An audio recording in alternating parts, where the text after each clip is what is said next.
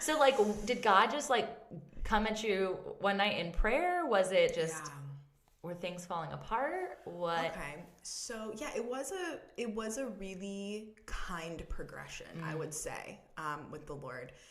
Um, Man, there are so many things that are wrapped up into it, but the progression of deciding that it was okay to just put a pause. I pressed the pause button on She Laughs, was a really beautiful progression, in the sense, and a kind progression from the Lord, in the sense that He knew where I was at in a lot of ways, which was still clenching, fist still a little clenched, and some fear, some pride, some desires and will. And within all of my humanity, the kindness of the Lord was just so wonderful, that I can now look back and watch, and just Him kind of starting to just shift my heart a little bit, my thinking a little bit. And honestly, there were some situations that started to take place that were just so discouraging and really frustrating, and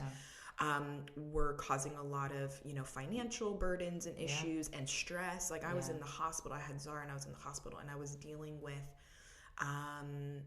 issues with this company that was our provider for our clothing line.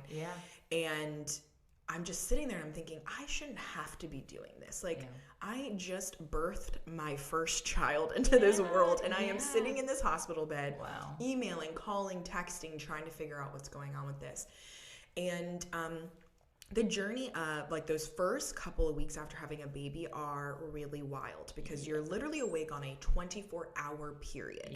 You're not like sleeping for 8 and or 10 or no, you are awake for a 24-hour period. You're sleeping every hour and a half increments. And so I just remember a month into it just thinking, this isn't where I'm supposed to be right now, and I just felt like the Lord was like, this is a really special moment, and it's okay to pause for this moment, And so I felt this release as I chose to trust God in the midst of that. I felt this release to pause it and really just be present to my daughter, and be present to my family, my husband, and myself.